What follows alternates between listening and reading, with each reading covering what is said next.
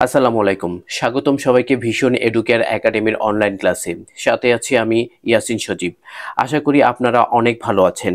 এখন আমরা আলোচনা করব বাংলা ব্যাকরণের খুবই গুরুত্বপূর্ণ টপিক বাংলা বানানের নিয়ম নিয়ে। আশা করি সাথে থাকবেন পুরাটা সময়। তো আমরা আমাদের আজকের প্রথম যেই নিয়মটা সেই নিয়ম নিয়ে আলোচনা করছি। নাম্বার 1, দুটি বহুবচন অর্থাৎ পাশাপাশি যদি দুটি বহুবচন অথবা একই অর্থবোধক দুইটি শব্দ থাকলে একটি শব্দ বাদ দিতে হবে। যেমন অশ্রুজল, এখানে সঠিক হবে হয় অশ্রু নয় চোখের জল, কারণ অশ্রু এবং জল দুইটার অর্থই একই দাঁড়ায়। নিশিরাত্রি, নিশীথ অথবা গভীর রাত, এখানে নিশিরাত্রি কোনো শব্দ হবে না, হয় লিখতে হবে নিশীথ নয় লিখতে হবে গভীর রাত। সমৃদ্ধশালী, মনে রাখতে হবে হয় লিখতে হবে সমৃদ্ধ নয় লিখতে হবে সমৃদ্ধিশালী। এখানে সমৃদ্ধ বানানটা দেখেন, এখানে সমৃদ্ধশালী কিন্তু এই জায়গার মধ্যে দেখা হচ্ছে সমৃদ্ধিশালী, এটা খেয়াল রাখতে হবে। শুধুমাত্র, হয় লিখতে হবে শুধু নয় লিখতে হবে মাত্র। তৎকালীন সময়ে, তৎকালীন মানেই হচ্ছে অতীতকালের কোনো সময়, তাহলে অতীতকালের কোনো সময় এবং সময় দুইটা শব্দ পাশাপাশি বসে যাচ্ছে, এটা ভুল হবে, লিখতে হবে তৎকালীন। আচ্ছা, 2 নাম্বার নিয়ম আমরা দেখছি। কোনো বিশেষণ অর্থাৎ অ্যাডজেক্টিভ শব্দের কোনো বিশেষণ বা অ্যাডজেক্টিভ পদের সাথে তা, জফলা বসলে শব্দটি বিশেষ্য বা নাউন হবে। যেমন দরিদ্র, এই দরিদ্র হচ্ছে বিশেষণ, এর সাথে যদি আমরা তা শব্দটি প্রত্যয়টি যুক্ত করি তাহলে হয়ে যাবে দরিদ্রতা। মনে রাখতে হবে দারিদ্রতা নয় দরিদ্রতা, এটা বিশেষ্য হয়ে গেছে, ছিল বিশেষণ হয়ে তা প্রত্যয় যুক্ত করার কারণে হয়ে গেছে বিশেষ্য। দরিদ্র এটা একটা বিশেষণ, এর সাথে জফলা যুক্ত করলে হয় দারিদ্র। তাহলে এখানে দরিদ্রতা কিন্তু এখানে দারিদ্র, এখানে দারিদ্রতা লেখা যাবে না, লিখতে হবে দরিদ্রতা। আর দারিদ্র লিখতে হবে যে দরিদ্র, এটা বিশেষ্য হয়ে গেছে।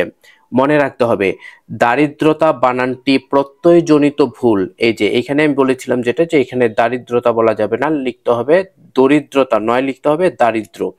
আচ্ছা, তাহলে কারণ বিশেষের পরে তা প্রত্যয় বসালে বানানটি ভুল হয়। এই যে বিশেষের পরে যদি এই যে বিশেষের পরে যদি তা প্রত্যয় যুক্ত করে, এই যে দারিদ্র তারপরে যদি তা যুক্ত করি তাহলে এই বানানটি ভুল হবে। এবার আসেন দেখে নিই প্রত্যয়জনিত কিছু ভুল বানান। যেমন ঐক্যতান, এখানে ঐক্যতান হবে না, হবে ঐকতান। ঠিক তেমনি ঐক্যমত্ত না হয়ে হবে ঐকমত্ত। ভারসাম্যতা হবে না, হবে হচ্ছে ভারসাম্য। বানানগুলো খুব ভালোভাবে খেয়াল করতে হবে। সৌজন্যতা না হয়ে হবে সৌজন্য। বাহুল্যতা ভুল, হবে বাহুল্য। ঠিক তেমনি উৎকর্ষতা হবে না, হয় লিখতে হবে উৎকর্ষ নয় উৎকৃষ্টতা। এই যে উৎকৃষ্টতা তা যুক্ত করতে হবে সাথে। পৈতৃক, এখানে তয়ের সাথে র ফলা হবে না, হবে তয়ের সাথে রিকার, পৈতৃক। উন্নতশীল বলে কোনো শব্দ নেই, হবে হচ্ছে উন্নয়নশীল। অধীনস্থ নয়, হবে হচ্ছে অধীন। আবশ্যকীয়, এই শব্দটা যদি আমরা বহুল ব্যবহার করি কিন্তু শব্দটা ভুল, বলতে হবে বা লিখতে হবে আবশ্যক। 3 নাম্বার নিয়ম, যদি অহ, দিবা, অর্ধ, মধ্য এই শব্দগুলোর পরে রাত্রি থাকলে রাত্রি শব্দটি পরিবর্তন হয়ে রাত্র হবে। যেমন অহরাত্রি, অহের সাথে যুক্ত হবে রাত্রি, আমাদেরকে এটার সাথে যুক্ত করে লিখতে হবে অহরাত্র, অর্থাৎ এই জায়গায় অহরাত্রি লিখলে ভুল হবে। দিবা রাত্রি হবে না, হবে দিবারাত্র। ব্যতিক্রম হচ্ছে দিন রাত্রি। আমাদের যেই টপিক সেটার মধ্যে দিন ছিল না, যেমন অহ, দিবা, অর্ধ, মধ্য ছিল, কিন্তু এখানে দিন বসেছে, দিন বসলে রাত্রি ঠিক থাকবে, দিন রাত্র হবে না, হবে দিন রাত্রি। আচ্ছা, 4 নাম্বার নিয়ম,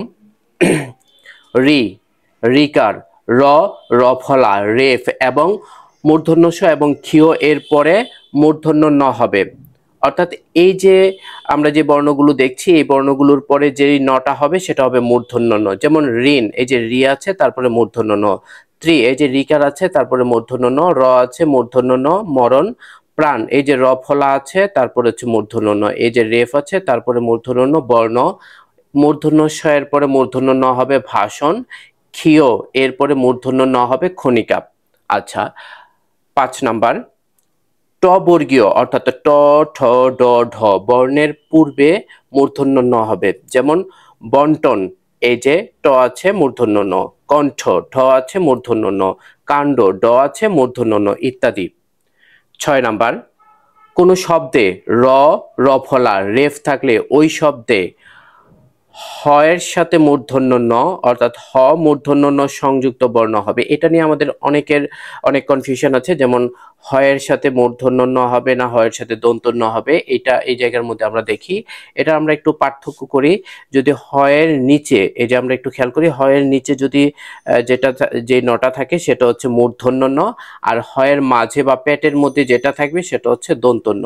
তাহলে যদি কোনো শব্দে র, র ফলা, রেফ থাকে, ওই শব্দে হ যোগ মূর্ধন্য ন অর্থাৎ হ এর নিচে আমাদেরকে ন যুক্ত করতে হবে। আর সকল জায়গার মধ্যে আমাদেরকে হ এর মাঝখানে বা পেটের মধ্যে ন যুক্ত করতে হবে, যেটা হয়ে যাবে দন্ত ন। আমরা উদাহরণগুলো দেখে নেই। যেমন হচ্ছে অপরাহ্ন, এই যে র আছে তার মানে এখানে হ, হ এর নিচে মূর্ধন্য ন। আবার পূর্বাহ্ন, রেফ আছে, রেফের পরে যে হ, হ এর পরে মূর্ধন্য ন, নিচে থাকলে মূর্ধন্য ন। কিন্তু এই জায়গার মধ্যে মধ্যাহ্নের মধ্যে কোনো র, র ফলা বা রেফ না থাকার কারণে হ এর সাথে দন্ত ন বসছে, অর্থাৎ হ এর মাঝখানে বা পেটের মধ্যে বসেছে। ঠিক তেমনি সায়াহ্ন, এটার মধ্যে র, র ফলা, রেফ নাই, না থাকার কারণে দন্ত ন বসেছে। আশা করি বুঝতে পেরেছো। আচ্ছা, তারপরে আমরা 7 নম্বরে শিখব যুক্ত বর্ণে দন্ত স এবং মূর্ধন্য স এর ব্যবহার। আচ্ছা 7, একটু ভালো করে খেয়াল করো। অ এবং আ, এই যে দুইটা স্বরবর্ণ আছে অ এবং আ, এর পরে দন্ত স হয়। তার মানে আমরা কি শিখবো, অ এবং আ এর পরে আমরা যে যুক্ত বর্ণ ব্যবহার করব, সেই যুক্ত বর্ণের সাথে অবশ্যই দন্ত স ব্যবহার করব। যেমন নমস্কার, এই যে দেখো এখানে ম এর সাথে একটা উজ্জ অ আছে, সেই জন্য এই অ এর পরে দন্ত স বসেছে। পুরস্কার, র এর সাথে একটা উজ্জ অ আছে, এই জায়গায় দন্ত স বসেছে। মিথস্ক্রিয়া, থ এর সাথে একটা অ আছে, সেই জন্য এই জায়গায় মিথস্ক্রিয়া বসেছে। তিরস্কার, তেমনি ভাবে তিরস্কার। ভাস্কর্য, এই যে আকার আছে, এই ভাস্কর্যের মধ্যে আকার আছে সরাসরি, আমরা জানি আ এর সংক্ষিপ্ত রূপ হচ্ছে আকার, এই যে ভাস্কর্য আছে। আর তারপরে হচ্ছে অ এবং আ ছাড়া অন্য সব স্বরবর্ণে, যেমন হ্রস্ব ই, দীর্ঘ ই, হ্রস্ব উ, দীর্ঘ উ, রি, এ, ওই, ও, ঔ এরপরে মূর্ধন্য স হয়। যেমন আবিষ্কার, এই জায়গার মধ্যে কিন্তু অ নেই, আছে হ্রস্ব ই, এই যে হ্রস্ব ই এর সংক্ষিপ্ত রূপ হচ্ছে হ্রস্ব ইকার, আবিষ্কার, সেজন্য এখানে মূর্ধন্য স হয়েছে। অনুষঙ্গ, এই জায়গার মধ্যে রস্যকার থাকার কারণে এখানে মূর্ধন্য স হয়েছে। আনুষঙ্গিক, ঠিক তেমনি রস্যকার থাকার কারণে মূর্ধন্য স হয়েছে। কল্যাণী এসু, এই যে একার থাকার কারণে এখানে মূর্ধন্য স হয়েছে।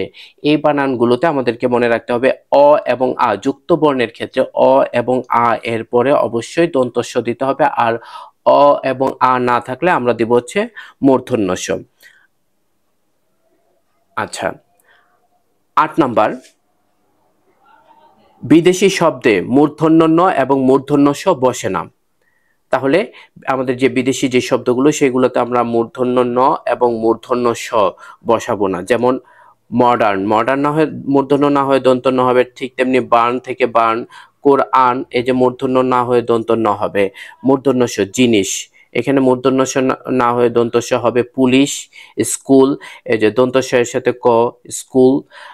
জানি এই স্কুল একটা ইংরেজি শব্দ বা বিদেশি শব্দ। স্টেশন, পোস্টমাস্টার, ঠিক তেমনি আছে আমাদের বহুল ব্যবহৃত স্টোর আছে, তারপর হচ্ছে রেজিস্ট্রেশন আছে। এই শব্দগুলো সব জায়গায় মূর্ধন্য ষর জায়গায় দন্ত স হবে। কোনোটাতে যেহেতু বিদেশি ভাষার শব্দ, সেহেতু কোনোটাতে মূর্ধন্য স হবে না, দন্ত স হবে। চলে আসছি 9 নম্বর নিয়মে। কোনো শব্দ দ্বারা যদি মানুষ বোঝায়, আবার বলছি, কোনো শব্দ দ্বারা যদি মানুষ বোঝায়, সেসব শব্দের শেষে দীর্ঘ ইকার হবে। যেমন বুদ্ধিজীবী, একজন মানুষকে বোঝাচ্ছেন। মনোহরিণী, মনোহারিণী নয়, হবে হচ্ছে মনোহরিণী। আচ্ছা, এই মনোহরিণী একজন আকর্ষণীয় নারীকে বোঝাচ্ছে। মায়াবিনী, সত্যবাদী, প্রতিযোগী। সন্ন্যাসী, মনীষী, মেধাবী, সত্ত্বাধিকারী, অর্থাৎ কোনো কিছুর মালিক। যশস্বী, যিনি সুনাম খ্যাতি অর্জন করেছেন, যশস্বী। তাহলে এই সবগুলো দিয়ে ব্যক্তি বোঝাচ্ছে, এই যেহেতু ব্যক্তি বোঝাচ্ছে তাহলে সবগুলো শব্দের বানানে দীর্ঘ ঈকার হবে। আচ্ছা, কোনো শব্দ দ্বারা যদি মানুষ না বোঝায়, আমরা এতক্ষণ দেখেছি যদি মানুষ বোঝায় তাহলে দীর্ঘ ঈকার হবে, আর যদি মানুষ না বোঝায় তাহলে সেসব শব্দের বানানের শব্দের শেষে অবশ্যই হ্রস্ব ঈকার হবে। যেমন সরকারি, এই সরকারি দিয়ে তো কোনো মানুষকে বোঝাচ্ছে না, একটা বিশেষ অবস্থাকে বোঝাচ্ছে, যেমন সরকারি ব্যক্তি, সরকারি অফিসার, সরকারি স্কুল, সরকারি প্রতিষ্ঠান, এরকম একটা বিশেষণ হিসেবে কাজ করছে, মানুষকে বোঝাচ্ছে না। দরকারি, ঠিক তেমনি তরকারি এবং আরো অনেক শব্দ আছে, অর্থাৎ মানুষ না বোঝালে হবে হ্রস্ব ঈকার, আর যদি মানুষ বোঝায় তাহলে হবে দীর্ঘ ঈকার। 10 নাম্বার, যদি দেশ জাতীয় ভাষার নাম লিখতে সর্বদা হ্রস্ব ঈকার ব্যবহৃত হবে। অবশ্যই মনে রাখতে হবে আমাদের দেশ জাতীয় ভাষা এইগুলো লিখতে অবশ্যই, অর্থাৎ দেশের নাম, জাতির নাম, ভাষার নাম লিখতে অবশ্যই হ্রস্ব ঈকার লিখতে হবে। যেমন বাঙালি, ভারতী, জাপানি, আরবি, ইংরেজি, এই শব্দগুলো আমরা অনেকে ইংরেজি শব্দটা এবং আরবি শব্দটা এটা লেখার ক্ষেত্রে দীর্ঘ ঈকার ব্যবহার করি, এই বানানটা বাংলা বানানের নিয়ম অনুযায়ী ভুল, তাহলে আমাদেরকে লিখতে হবে হ্রস্ব ঈকার দিয়ে। ব্যতিক্রম শুধু 3টা, এই ব্যতিক্রমটা আমাদের মুখস্থ করে ফেলতে হবে। যেমন চীন, শ্রীলঙ্কা, মালদ্বীপ, এই জায়গার মধ্যে দীর্ঘ ঈকার হয়েছে শ্রীলঙ্কা, দীর্ঘ হয়েছে দ্বীপ, এই যে দ্বীপ দীর্ঘ ঈকার, রাষ্ট্রের নামের সাথে দ্বীপ যুক্ত হয়েছে সেজন্য এগুলো দীর্ঘ ঈকার হবে। এই 3টা নাম স্পেশালি মুখস্থ বা মনে রাখতে হবে। আর যদি দেশ জাতীয় ভাষার নামের সাথে ইয় প্রত্যয় যুক্ত থাকে, আমরা অনেক সময় শব্দকে একটু ইলাবোরেট করি, ইলাবোরেট করতে গিয়ে আমরা কিছু প্রত্যয় যুক্ত করি, তাহলে এই ইকার দীর্ঘ ঈকার হবে। কি বলতেছে, যদি দেশ জাতীয় ও ভাষার নামের সাথে ইয় প্রত্যয় যুক্ত থাকে তাহলে দীর্ঘ ঈকার হবে। যেমন আমরা বলি মিশরীয়, এখানে যদি আমরা শুধু মিশরি লিখতাম তাহলে হ্রস্ব ঈকার হতো। যেহেতু আমরা মিশরীয় ওই সংক্রান্ত বিষয় লিখছি, মিশর সংক্রান্ত বা মিশরের মানুষ সংক্রান্ত বিষয় লিখছি, তাহলে লিখতে হবে মিশরীয় দীর্ঘ ঈকার দিয়ে, এখানে হ্রস্ব ঈকার দিলে ভুল হবে। আরবীয়, ভারতীয়, বাঙালিও, এই যে ইয় প্রত্যয় যুক্ত হলে সেটা দীর্ঘ ঈকার দিয়ে লিখতে হবে। তারপরে হচ্ছে 11 নাম্বার, সকল আলী, আবলি এবং অঞ্জলি প্রত্যয়যুক্ত শব্দের হ্রস্ব ঈকার হবে। যেমন আলী প্রত্যয় যুগে মিতালি, গীতালি, সোনালী, বর্ণালী, এই যে সবগুলাতে আলী প্রত্যয় যুক্ত আছে, আলী প্রত্যয় যুক্ত থাকার কারণে এটা হ্রস্ব ঈকার হয়ে গেছে। আচ্ছা, আবলি প্রত্যয়, রচনাবলী, পুস্তকাবলী, নিয়মাবলী, কার্যাবলী, এই আবলি প্রত্যয়যুক্ত সবগুলো শব্দের বানানে হ্রস্ব ঈকার হবে। অঞ্জলি প্রত্যয়, যেমন পুষ্পাঞ্জলি, আমাদেরকে এখানে দীর্ঘ ঈকার দিলে হবে না, হ্রস্ব ঈকার দিতে হবে। শ্রদ্ধাঞ্জলি, গীতাঞ্জলি, জলাঞ্জলি। ব্যতিক্রম হচ্ছে সোনালী, রূপালী ব্যাংক, অর্থাৎ এগুলো যেহেতু প্রতিষ্ঠানের নাম, আমাদের মনে রাখতে হবে যে প্রতিষ্ঠানের নাম যে যেভাবে লেখে, অর্থাৎ যে প্রতিষ্ঠান তার নাম যেভাবে ব্যবহার করে আমাদেরকে সেভাবে লিখতে হবে। এইখানে নামের কোনো ব্যতিক্রম করা যাবে না। সোনালী ব্যাংকের দীর্ঘ ঈকার দিয়ে লেখে, রূপালী ব্যাংকের দীর্ঘ ঈকার দিয়ে লেখে, তাহলে সোনালী ব্যাংক, রূপালী ব্যাংক। এবং যেমন আমরা জানি সুপ্রিম কোর্ট, এই সুপ্রিম বিদেশি ভাষার ক্ষেত্রে দীর্ঘ ঈকার হয় না, কিন্তু সুপ্রিম শব্দটার ক্ষেত্রে সুপ্রিম কোর্টে যে সুপ্রিম শব্দটা আছে সেই শব্দটা দীর্ঘ ঈকার দিয়ে লেখা, এভাবে লিখছে সুপ্রিম। এই সুপ্রিম, কিন্তু এটা হ্রস্ব ঈকার হওয়ার কথা, যেহেতু এটা প্রতিষ্ঠানের নাম বানানের ক্ষেত্রে সেহেতু এটা সুপ্রিম হবে। ঠিক তেমনি সোনালী ব্যাংক, রূপালী ব্যাংক, এগুলো দীর্ঘ ঈকার দিয়ে লিখতে হবে, একটু খেয়াল রাখতে হবে। চলে আসছি 12 নম্বরে, দীর্ঘ ঈকারের পরে ত ব সংযুক্ত থাকলে, তয়াকার থাকলে ইনি, সভা, পরিষদ, বিদ্যা, জগৎ, বাচক, তত্ত্ব, দাস, ভাবে ইত্যাদি থাকলে দীর্ঘ ই পরিবর্তন হয়ে, অর্থাৎ এগুলোর আগে যদি দীর্ঘ ঈকার হয় আর এগুলো যদি থাকে আর এগুলো যদি বসে তাহলে দীর্ঘ ই পরিবর্তন হয়ে হ্রস্ব ই হবে। যেমন কৃতি, এই কৃতি বানানটা লিখতে দীর্ঘ ঈকার, তাহলে কৃতির সাথে তয়ে ব সংযুক্ত যদি আমরা যুক্ত করতে চাই তাহলে হয়ে যাবে হ্রস্ব ঈকার। এই তয়ের উপরে যে দীর্ঘ ঈকার ছিল সেটা হ্রস্ব ঈকার হয়ে যাবে। এই তয়ে ব সংযুক্ত এই যে প্রত্যয়টা, সেই প্রত্যয়টা বসার কারণে হয়ে গেছে কৃতিত্ব। ঠিক তেমনি প্রতিযোগী, প্রতিযোগী কিন্তু দীর্ঘ ঈকার, কিন্তু তা সব প্রত্যয় যুক্ত হওয়ার কারণে সেটা হয়ে গেছে প্রতিযোগিতা, হ্রস্ব ঈকার। মায়াবিনী, এই যে ইনি প্রত্যয় যুক্ত হওয়ার কারণে এখানে মায়াবী দীর্ঘ ইকার ছিল, এখানে মায়াবিনীর বিটা হ্রস্ব ইকার হয়ে গেছে। ঠিক তেমনি মন্ত্রী, মন্ত্রী বানানটা সবসময় দীর্ঘ ইকার, কিন্তু মন্ত্রীর পরে যদি কোনো প্রত্যয় যুক্ত হয়, কোনো শব্দ যুক্ত হয়, তাহলে অবশ্যই সেটা হবে হ্রস্ব ইকার হয়ে যাবে। মন্ত্রিসভা, মন্ত্রী পরিষদ, এভাবে। তারপর হচ্ছে প্রাণীবিদ্যা, এই যে প্রাণী বানানটা দীর্ঘ ইকার, এখানে প্রাণীবিদ্যা, প্রাণী বানানটা হ্রস্ব ইকার হয়ে গেছে বিদ্যা যুক্ত হওয়ার কারণে। দেবী এবং দাস, দেবীর সাথে যদি দাস বসে তাহলে দেবী দাস হয়ে যাবে, দেবীটা এখানে দীর্ঘ ইকার, এখানে দেবীটা হ্রস্ব ইকার হয়ে গেছে। তারপর হচ্ছে স্থায়ী ভাবে, স্থায়ীর সাথে যদি ভাবে বসে, স্থায়ী এখানে দীর্ঘ ইকার দিয়ে বানান, দীর্ঘ ইকার দিয়ে, আর স্থায়ী ভাবে যে স্থায়ীটা হ্রস্ব ইকার হয়ে গেছে, ইত্যাদি। ব্যতিক্রম হচ্ছে সতীত্ব, নারীত্ব, কুমারিত্ব, সুধীবৃন্দ, এই যে এইগুলা সবগুলার কোনো পরিবর্তন হবে না। সতীর সাথে তয়ে ব সংযুক্ত হয়েছে কিন্তু দীর্ঘ ইকার পরিবর্তন হয় নাই। ঠিক তেমনি নারীত্ব, কুমারিত্ব, সুধীবৃন্দ, এই বানানগুলো আমাদেরকে মুখস্থ বা মনে রাখতে হবে। 13 নাম্বার, রেফের পরে ব্যঞ্জনের দ্বিত্ব হবে না, অর্থাৎ রেফের পরে যখন কোনো ব্যঞ্জন আসবে সেটা অবশ্যই অবশ্যই কোনো দ্বিত্ব হবে না। যেমন গর্জন হবে না, হবে গর্জন। সৌন্দর্য নয়, সৌন্দর্য। কার্যালয় নয়, কার্যালয়। কার্য নয়, কার্য। অর্থাৎ এই জায়গার মধ্যে রেফের পরে অবশ্যই দ্বিত্ব করা যাবে না। এই জায়গায় যেরকম জয়ের ফলে জয়ের পরে জফলা বসছে, এই যে জয়ের পরে জফলা বসছে, হবে না।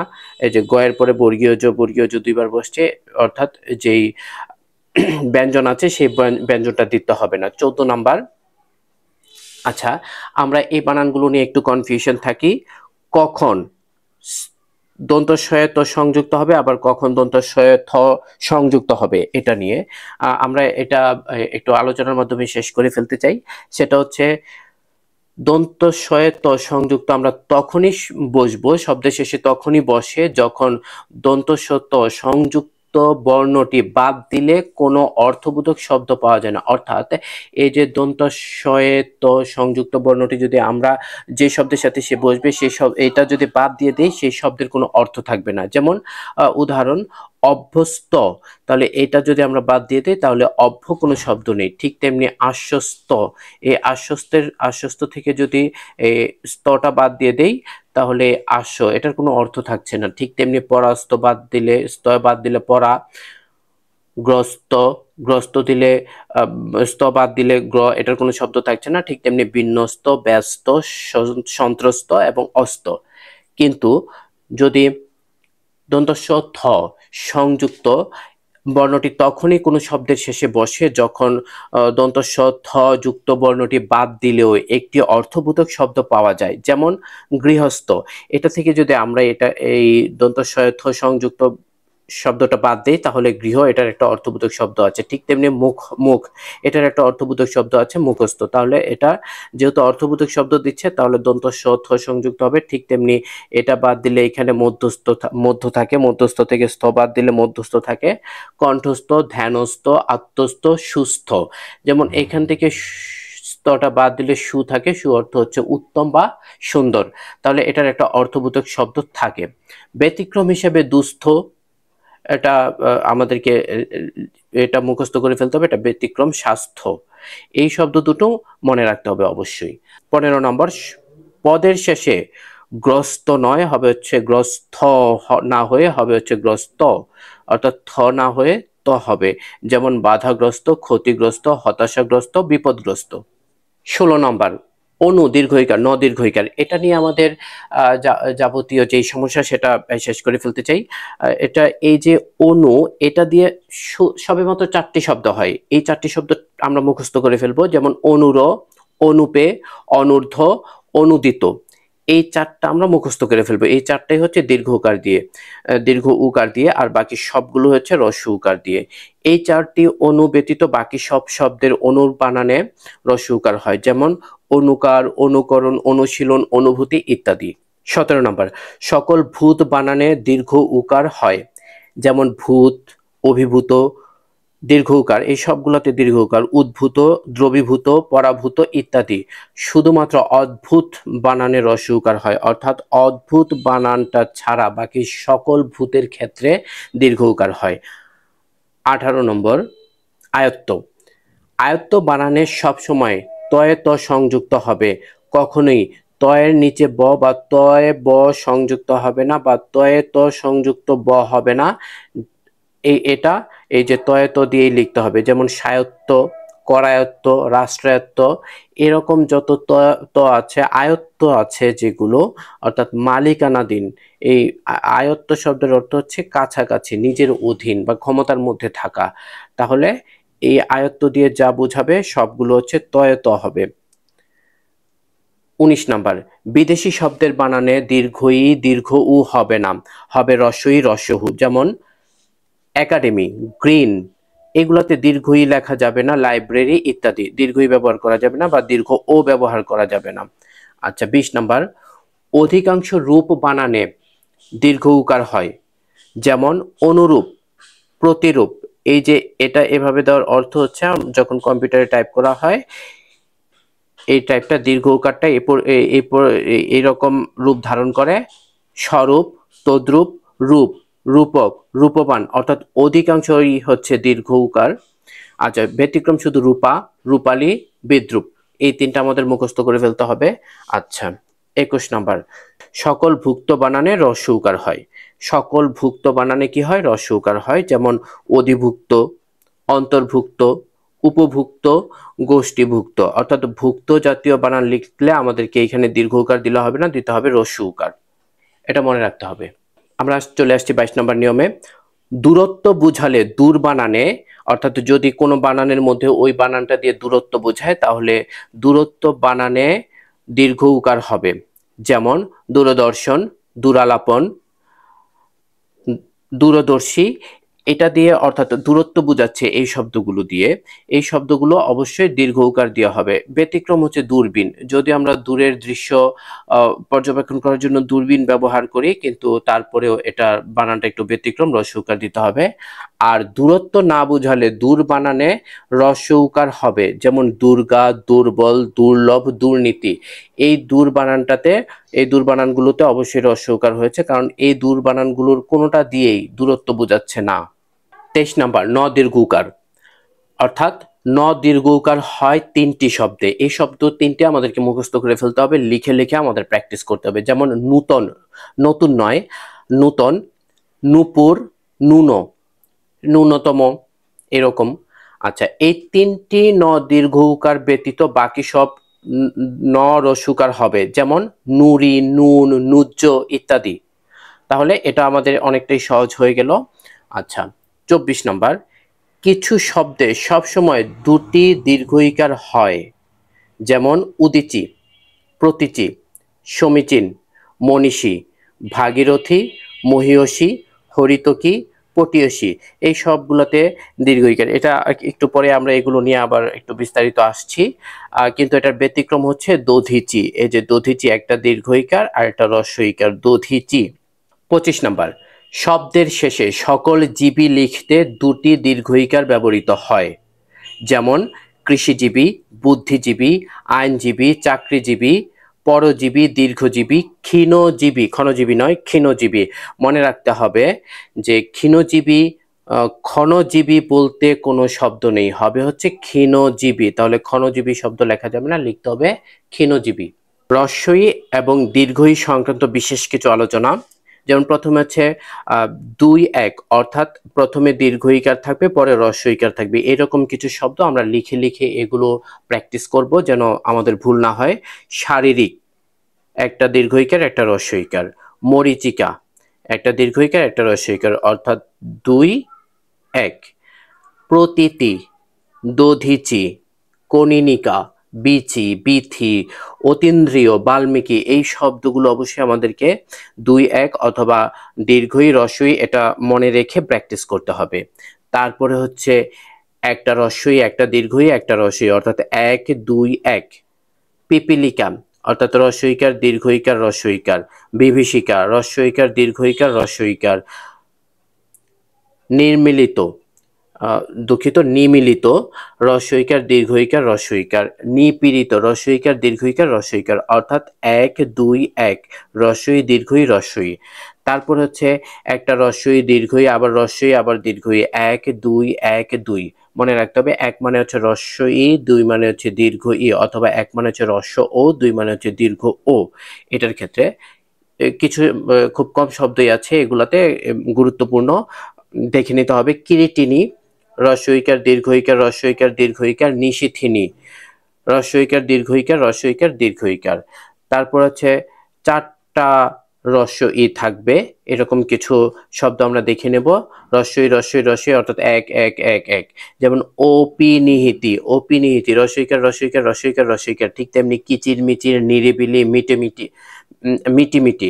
তাহলে এগুলো আমাদেরকে অবশ্যই দেখতে হবে। হ্রস্ব ও দীর্ঘ উ সংক্রান্ত বানান। প্রথমে হচ্ছে হ্রস্ব ও দীর্ঘ উ অর্থাৎ ১ এবং ২। মুহূর্ত, দুরূহ, শুশ্রূষা, মধুসূদন এগুলো অর্থাৎ হ্রস্ব উকার দীর্ঘ উকার, হ্রস্ব উকার দীর্ঘ উকার, শুশ্রূষা লিখতে হ্রস্ব উকার দীর্ঘ উকার, মধুসূদন। আমাদের বানানটা খুব গুরুত্বপূর্ণ বানান, দেখতে হবে যে হ্রস্ব উকার এবং দীর্ঘ উকার। তারপর হচ্ছে হ্রস্ব উ দীর্ঘ হ্রস্ব উ অর্থাৎ ১ ২ ১। মরসুকার মদীর্ঘকার মূর্ধন্য স্বরসুকার, মুমূর্ষু। আবার আছে হ্রস্ব উ হ্রস্ব উ হ্রস্ব উ হ্রস্ব অর্থাৎ ৪টা হ্রস্ব, যেমন মুহুর মুহু, মরসুকার হরসুকার মরসুকার হরসুকার। এই বানানগুলো আমাদেরকে অবশ্যই দেখতে হবে। সুপ্রিয় শিক্ষার্থী, আজ এ পর্যন্তই। শিখতে থাকো, ভালো থাকো, ভিশন এডুকেয়ার একাডেমির সাথে থাকো। আসসালামু আলাইকুম ওয়া রাহমাতুল্লাহ।